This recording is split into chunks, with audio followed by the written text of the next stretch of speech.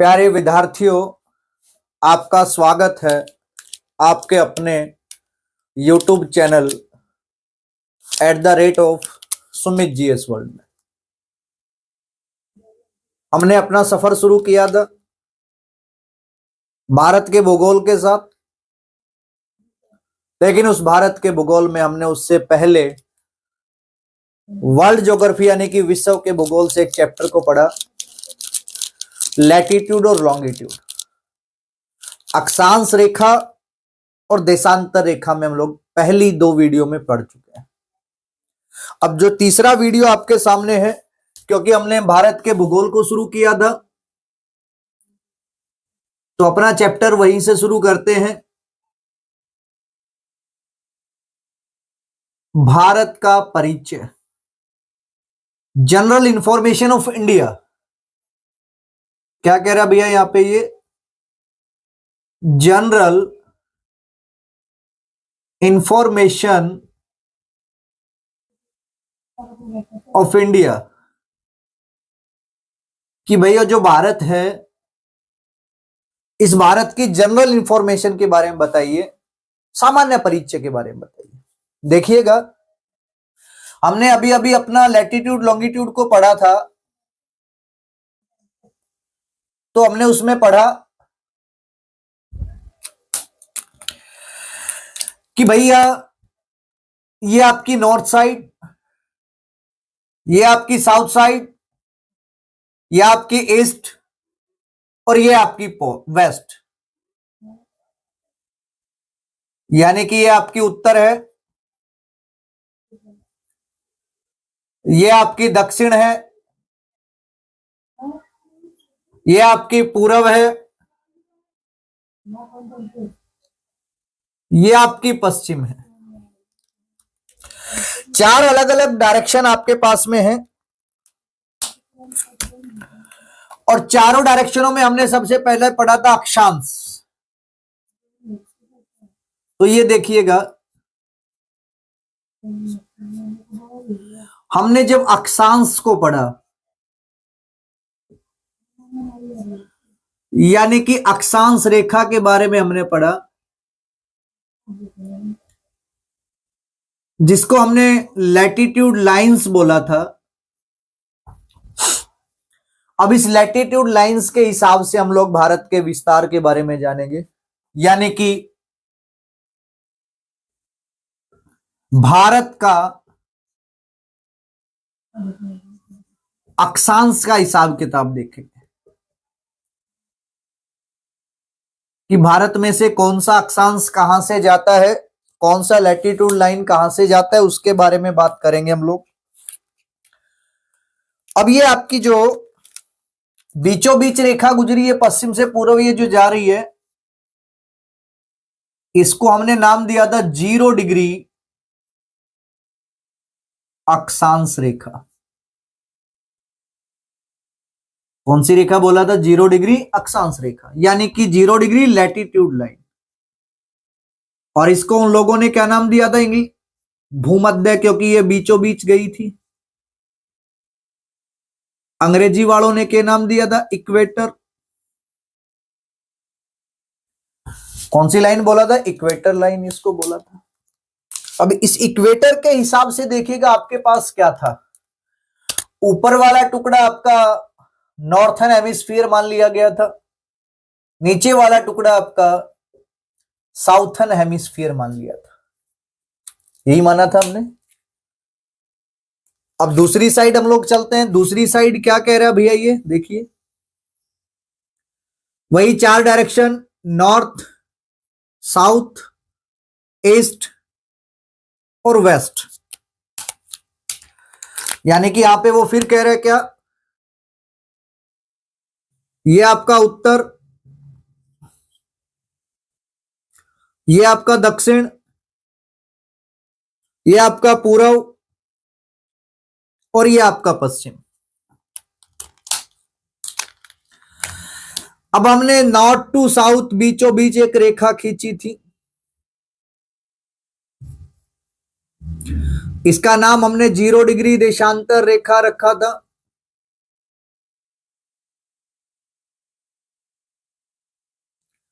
यानी कि इसका नाम हमारे यहाँ पे जीएमटी यानी कि ग्रेट मेरिडियन या फिर ग्रीनविच मीन टाइम था। क्लियर है? अब इससे इस साइड यानी कि पूर्व का जो टुकड़ा था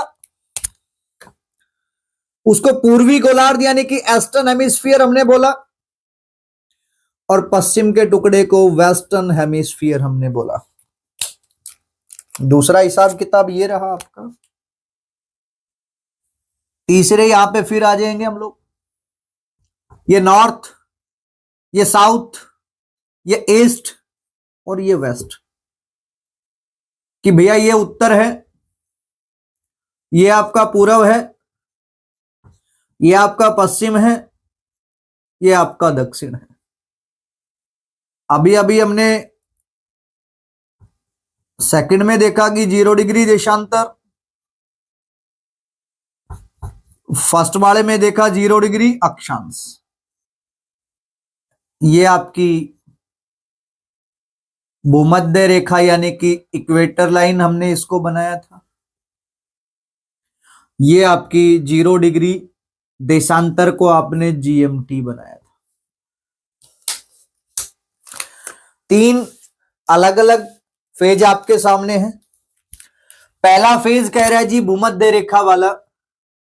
अब भूमध्य रेखा वाले में अगर हम जाते हैं तो भारत की स्थिति कुछ ऐसे है।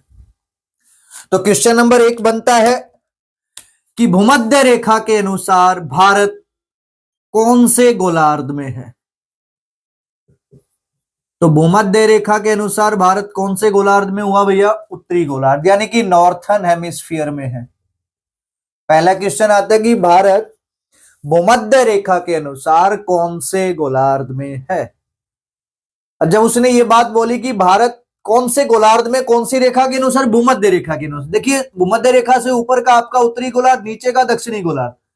तो भूमध्य रेखा से हम ऊपर की तरफ है, इसीलिए हम लोग कौन से गोलार्ध में हुए? उत्तरी गोलार्ध में हुए। अब आपके जीएमटी के अनुसार देखिएगा, जीएमटी के अनुसार आप यहां पे हो और ये टुकड़ा आपका कौन सा गोलार्ध बना? पूर्वी। तो क्वेश्चन आया आपका क्या कि जीएमटी के अनुसार भारत कौन से गोलार्ध में है? तो पूर्वी गोलार्ध के अनुसार यानी कि ईस्टर्न हेमिस्फीयर में। पहला क्वेश्चन क्या है कि भूमध्य रेखा के अनुसार हम कौन से गोलार्ध में, क्योंकि भूमध्य रेखा से ऊपर है हम तो उत्तर का हिस्सा बनता है, तो उत्तरी गोलार्ध, क्योंकि भूमध्य रेखा से ऊपर उत्तरी गोलार्ध है, नीचे दक्षिणी गोलार्ध, तो इसलिए ऊपरले हिस्से में है तो हम लोग उत्तरी गोलार्ध में, नॉर्थर्न हेमिस्फीयर में भाई। अब जीएमटी से पश्चिम का हिस्सा पश्चिमी गोलार्ध है, पूर्व का हिस्सा पूर्वी गोलार्ध है, और हम लोग जीएमटी के अनुसार कौन से हिस्से में पढ़ते हैं? पूर्व के हिस्से में पढ़ते हैं। तो इसके हिसाब से हमारे पास जो गोलार्ध बना भारत का कौन सा? पूर्वी गोलार्ध। तो जीएमटी के अनुसार भारत कौन से गोलार्ध में है? पूर्वी गोलार्ध के अंदर है। अब दोनों को हमने कॉमन दे दिया, देखिए ये रखा। अब भारत की स्थिति कुछ ऐसी थी, इक्वेटर से ऊपर था, जीएमटी से पूर्व में था, बीच का मीडिएटर को कॉमन करके चले तो ये हिस्सा देखिए, उत्तर हिस्सा बनता है, पूर्व हिस्सा बनता है। अब क्वेश्चन आया कि भारत कौन से गोलार्ध में है, देन आपका आंसर क्या आएगा? उत्तरी पूर्वी गोलार्ध में है, यानी कि नॉर्थ ईस्ट हेमिस्फीयर में है भारत की लोकेशन। इंडिया की जो उसने बताया लोकेशन ऑफ इंडिया। पहला क्वेश्चन, भारत कौन से गोलार्ध में है? Location of India in world, then आप कहोगे नॉर्थ ईस्ट हेमिस्फीयर, उत्तरी पूर्वी गोलार्ध में है। देन वो लोकेशन अगर आपसे पूछता है अकॉर्डिंग टू इक्वेटर यानी कि भूमध्य रेखा, तो आप कहोगे वो इक्वेटर के अनुसार, भूमध्य के अनुसार उत्तरी गोलार्ध यानी कि नॉर्थर्न हेमिस्फीयर है। वही लोकेशन अगर वो आपसे जीएमटी के अनुसार पूछता है अकॉर्डिंग टू जीएमटी, देन वही लोकेशन आपकी कौन से गोलार्ध में पड़ती है? पूर्वी गोलार्ध यानी कि ईस्टर्न हेमिस्फीयर के अंदर पड़ती है। तो यहाँ पे अपने 3 क्वेश्चन सोल्व हो पाए। भारत के सामान्य परिचय के बारे में बात कर रहे हैं। पहला क्वेश्चन है भारत कौन से गोलार्ध में है? तो उत्तरी पूर्वी गोलार्ध। अकॉर्डिंग टू इक्वेटर बोला जी उत्तरी गोलार्ध। अकॉर्डिंग टू जीएमटी तो बोल रहा है कौन सा भैया? पूर्वी गोलार्ध। इस प्रकार इस स्लाइड के माध्यम से आपके सामने मैंने 3 क्वेश्चंस को सोल्व करके दिखाया कि भारत की वर्ल्ड में लोकेशन क्या है। तो भारत की लोकेशन उत्तरी पूर्वी गोलार्ध है, भूमध्य रेखा के अनुसार उत्तरी गोलार्ध है, और जीएमटी के अनुसार भी आपकी पूर्वी गोलार्ध के अंदर भारत पड़ता है। तो इस प्रकार की ये 3 क्वेश्चन आपके सोल्व हो पाए यहां से। उससे आगे चलते हम लोगों ने जो चैप्टर उठा रखा है, चैप्टर का नाम है भारत का सामान्य परिचय। तो हम लोग वर्ल्ड के हिसाब से देख रहे हैं कि भारत में क्या क्या पॉसिबिलिटी है। तो लोकेशन के हिसाब से हम लोगों ने पढ़ा, तो ये लोकेशन आपकी रही। उसके बाद फिर अपना उसी प्रकार का हिस्सा बनाया हमने। ये कह रहा है जी नॉर्थ साइड है, ये आपकी साउथ साइड है, ये आपकी ईस्ट है, ये आपकी कौन सी है, वेस्ट। ये आपका उत्तर है, ये आपका पूर्व है, ये आपका दक्षिण है, और ये आपका बेटा क्या था, पश्चिम है। अब हमने पश्चिम से पूर्व बीचों बीच एक रेखा खींची थी। उस रेखा को हमने नाम दिया था 0 डिग्री अक्षांश रेखा। कौन सी रेखा पूछा था, 0 डिग्री अक्षांश रेखा, 0 डिग्री लैटिट्यूड लाइन। फिर उसने इसको बात कहा कि ये बीचों बीच जाती है, भू के बीचों बीच, इसलिए भूमध्य रेखा। इंग्लिश वालों ने इसका नाम क्या रखा था, इक्वेटर लाइन। अब दूसरे सेक्टर में चलते हैं। दूसरा सेक्टर ये आपके पास, ये नॉर्थ, ये साउथ, ये ईस्ट और ये वेस्ट। यानी कि भैया ये आपका उत्तर है, ये आपका पूर्व है, ये आपका दक्षिण है, और ये आपका पश्चिम है। अब हमने देखा था कि हमारी भूमध्य रेखा से ऊपर की तरफ एक रेखा गई थी जिसका नाम हम लोगों ने बनाया था कर्क रेखा, कि भैया कैंसर लाइन। और कैंसर लाइन को हमने 23.5 नॉर्थन लैटिट्यूड से निकाला था, उत्तरी गोलार्ध से निकाला था। दूसरा शेप आपका ये तैयार हुआ। तीसरा शेप ये आपका, ये भी नॉर्थ, ये साउथ, ये ईस्ट और ये वेस्ट। ये उत्तर है, ये दक्षिण है, ये पूर्व है, ये पश्चिम है। अभी अभी हमने एक रेखा को खींचा पहली स्लाइड में। पहली स्लाइड में जो रेखा हमने खींची उसको नाम दिया था भूमध्य रेखा।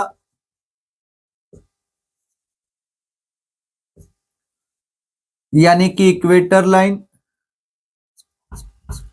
उससे ऊपर हमने एक रेखा को खींचा 23.5 नॉर्थन लैटिट्यूड, कैंसर लाइन, या फिर कौन सी रेखा भैया, कर्क रेखा। 3 लोकेशन आपके सामने रही।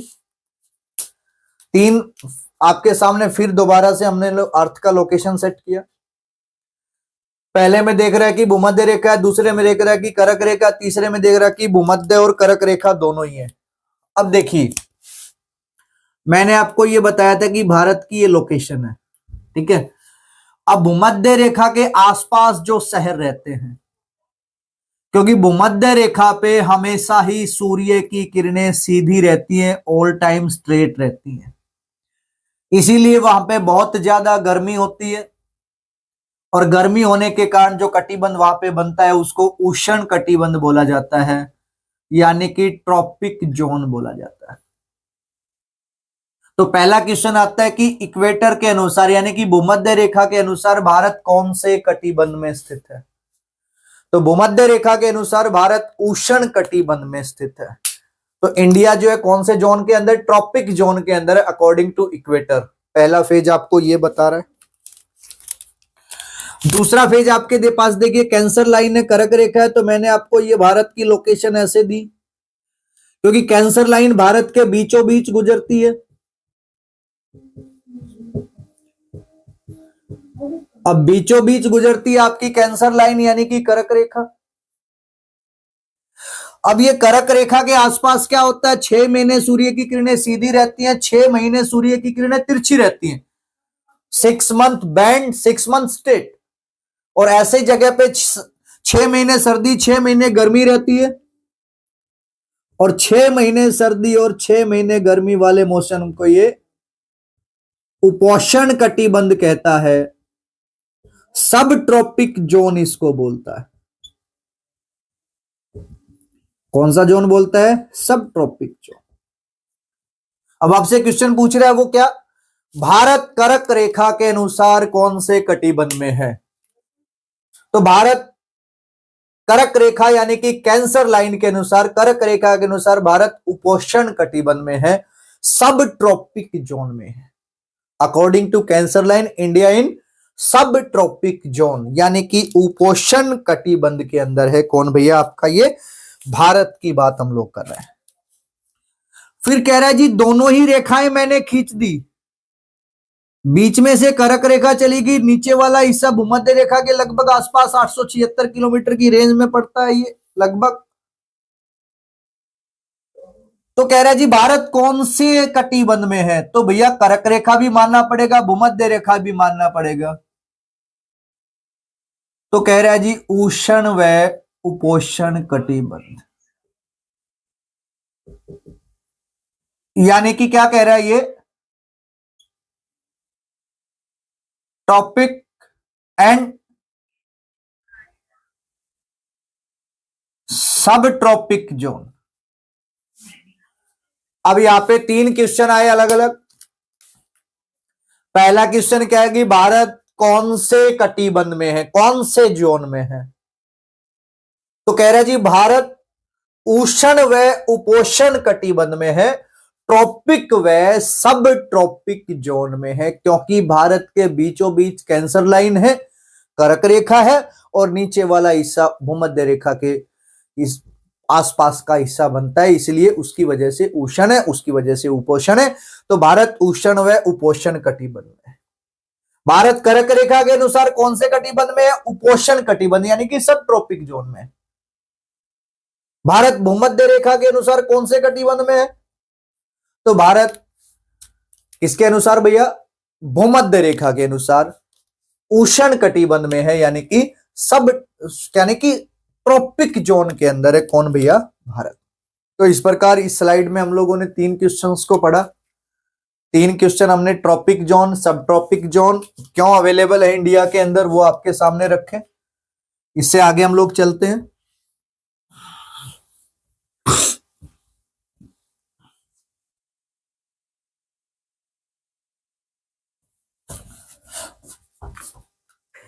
अब देखिएगा, इससे पहले हमने पढ़ा, फिर दोबारा से उसी सर्कल पे आते हैं हम लोग।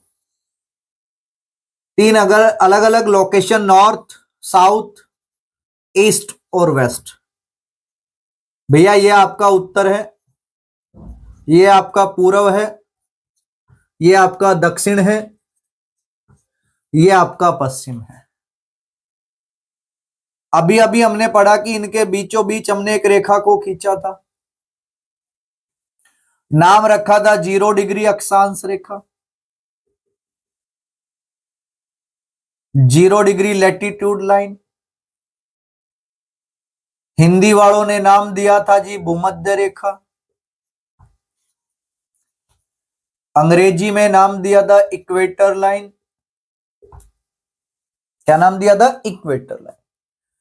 अब हमने पढ़ा था कि भूमध्य रेखा से ऊपर का जो टुकड़ा है वो नॉर्थ हेमिस्फीयर है,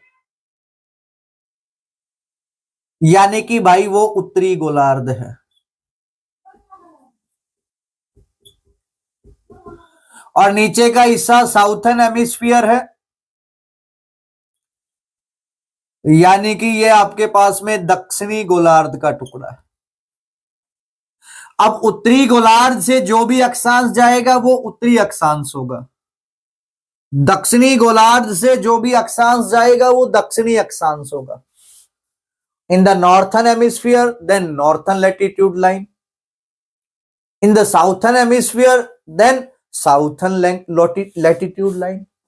अब भारत क्योंकि उत्तरी गोलार्ध में था बेटा, तो भारत में से जाने वाला प्रत्येक अक्षांश कौन सा होगा? उत्तरी अक्षांश रेखा होगी। Every line pass in India is the northern latitude line. क्या कह रहे हैं? भारत से गुजरने वाली प्रत्येक अक्षांश रेखा कौन सी होगी भैया? उत्तरी अक्षांश होगी, क्योंकि भारत उत्तरी गोलार्ध के अंदर है। दूसरे टुकड़े में आते हैं हम लोग, वही फिर नॉर्थ, साउथ, ईस्ट और वेस्ट। अब जो नॉर्थ यानी कि जिसको आप लोगों ने उत्तर बोला, साउथ यानी कि जिसको हम लोगों ने दक्षिण बोला, ईस्ट यानी कि जिसको पूर्व बोला, वेस्ट यानी कि जिसको पश्चिम बोला। अभी हम लोगों ने क्या किया? नॉर्थ टू साउथ एक रेखा को खींचा था बिल्कुल बीचों बीच, नाम रखा था 0 डिग्री देशांतर रेखा, यानी कि 0 डिग्री लॉन्गिट्यूड लाइन। इसको नाम दिया था जीएमटी, यानी कि great meridian time, Greenwich mean time. ये इस रेखा को हमने नाम दिया था। इसका पूर्व का हिस्सा हमारे पास में बना था पूर्वी गोलार्ध, यानी कि ईस्टर्न हेमिस्फीयर, और इसके पश्चिम के हिस्से को हमने कहा था पश्चिमी गोलार्ध, यानी कि वेस्टर्न हेमिस्फीयर। अब पूर्वी गोलार्ध से जो देशांतर रेखा जाएगी वो पूर्वी देशांतर रेखा, पश्चिमी गोलार्ध से जो देशांतर रेखा जाएगी वो पश्चिमी देशांतर रेखा। ईस्टर्न हेमिस्फीयर में जितना भी लॉन्गिट्यूड लाइन होगा वो ईस्टर्न लॉन्गिट्यूड लाइन, और वेस्टर्न हेमिस्फीयर में जो भी लॉन्गिट्यूड लाइन होगा वो वेस्टर्न लॉन्गिट्यूड लाइन रहेगा। अब वो क्वेश्चन कह रहा है कि भारत से गुजरने वाली प्रत्येक देशांतर रेखा जो है पूर्वी देशांतर रेखा होगी। कौन सी रेखा होगी भैया? पूर्वी देशांतर, यानी कि ईस्टर्न लॉन्गिट्यूड लाइन पास करेगी किससे? इंडिया से। इंडिया में से जाने वाली प्रत्येक देशांतर रेखा को हम लोग क्या कहेंगे भैया? पूर्वी देशांतर, यानी कि आपकी ईस्टर्न लॉन्गिट्यूड लाइन ही पास हो सकती है। अब तीसरे सर्कल के अंदर हम लोग आ गए, नॉर्थ, साउथ, ईस्ट और वेस्ट। नॉर्थ यानी कि अपना उत्तरी, ईस्ट यानी कि पूर्व, साउथ यानी कि आपका दक्षिण, वेस्ट यानी कि जिसका नाम क्या है? पश्चिम। अभी हमने इसके बीचों बीच भी रेखा खींची, नाम धरा था जीएमटी। इस साइड भी एक रेखा खींची, नाम धरा था भूमध्य यानी कि इक्वेटर।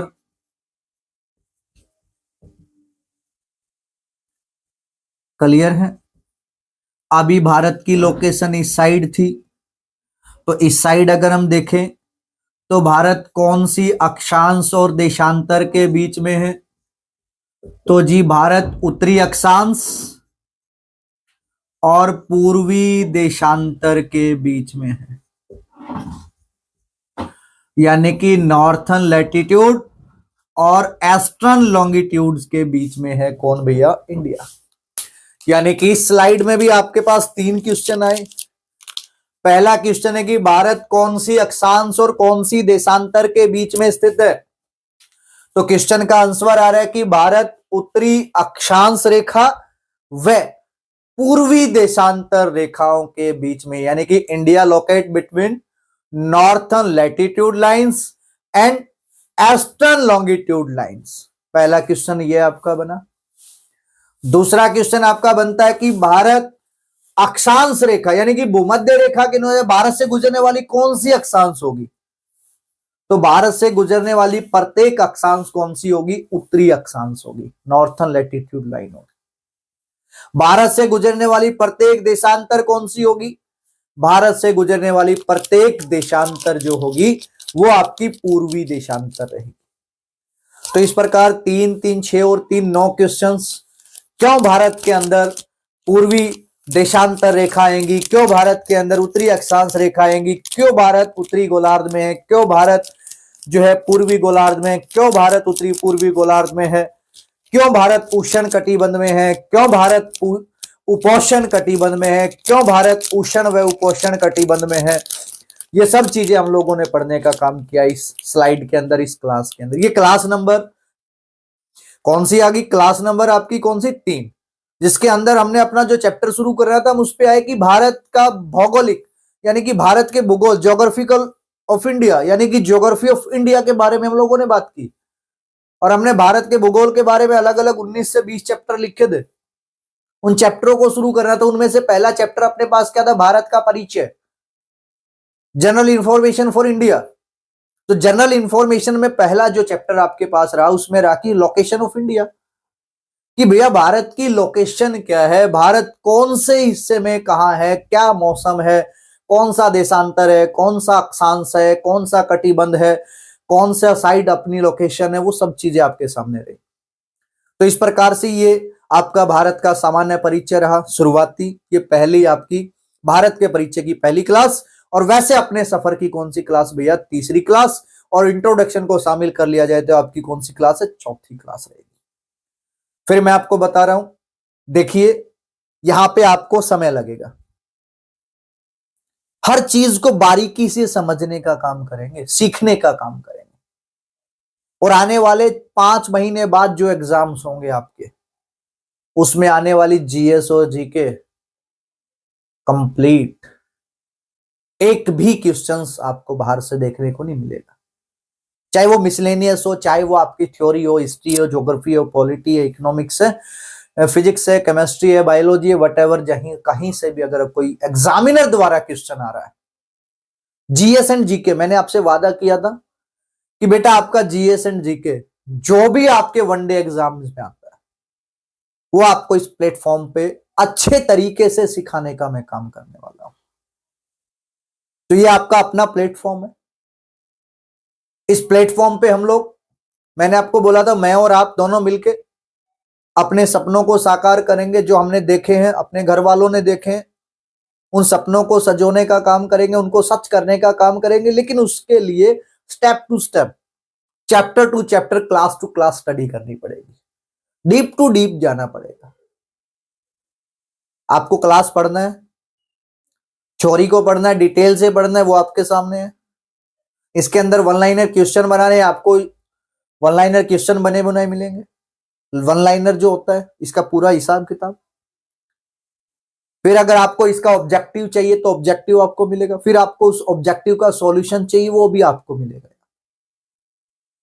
जिसके लिए आपको मैंने पहले भी बोला था, फिर मैं दोबारा आपको बता देता हूं बेटा, कि अगर आपको इसका वन लाइनर चाहिए, इसका ऑब्जेक्टिव चाहिए, तो @, सुमित जीएस वर्ल्ड नाम के टेलीग्राम चैनल से जुड़िएगा, जहां पे आपको क्लास के साथ साथ ही, क्लास जैसे ही खत्म होती है, जैसे कि आज टॉपिक आपका खत्म हुआ, तो उस टॉपिक के बारे में आपको पूरा वन लाइनर, पूरा ऑब्जेक्टिव, पूरा सॉल्यूशन उसके अंदर मिलेगा।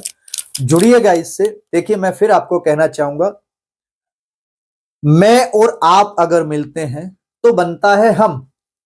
मैं और आप दोनों मिलते हैं तो बनता है हम। दिखा दो दुनिया को हम नहीं है किसी से कम। दिखा दो दुनिया को हम नहीं है किसी से कम। हौसला है, जज्बा है, उड़ान है। हौसला है, जज्बा है, उड़ान है। हम में है दम, हम में है दम। तो चलिए इसी के साथ जय हिंद, जय भारत।